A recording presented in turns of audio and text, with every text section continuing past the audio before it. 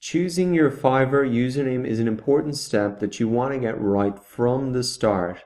The reason that you want to get it right from the start is because you can't change your username once your account is registered.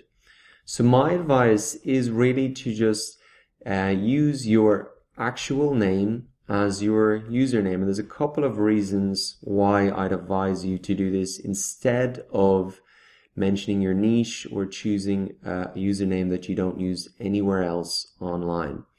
And the number one, reason for me is I see Fiverr as a kind of extension of what else I'm doing online. So I want to keep all of my profiles consistent. I want to have the same username. And even though Dara Walsh is, especially Dara is not a name that's familiar to a lot of people, it's quite hard to say, that they're not even sure how to pronounce it. I still think it's better because it's consistent with all my other profiles. You can see my Udemy profile here, my Twitter profile. And so I see this as part of what I'm doing online, not the only thing that I'm doing online. And I'm sure you have all of these social networks as well. And although they might not be connected right now, you may move into Fiverr more full-time and you want everything to be consistent later on.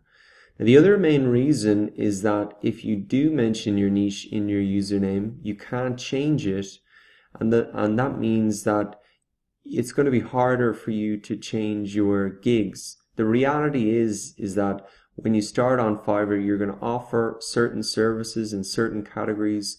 You may find that they don't work, they're too competitive. You may find that you actually want to do something else. And so having a username that you've picked from the start is not really going to help you. And here is a great example of this. This guy, Book Review Stu, has commented on this very thing before and warned people about this. He started off on Fiverr doing book reviews, and that's why he called himself Book Review Stu. But now you can see that he's a video spokesperson. All of his gigs are really focused around recording videos on green screens and whatever, and he's become a Fiverr super seller. But having this in his name really is a little bit confusing now for buyers, so there's really no advantage in it. So that's my advice on selecting your Fiverr account. I would just keep it consistent with your name. If you've got a very complicated name, maybe just try and shorten it down, but have that consistent with your other online profiles. Okay, so go ahead and do that now if you haven't done so already.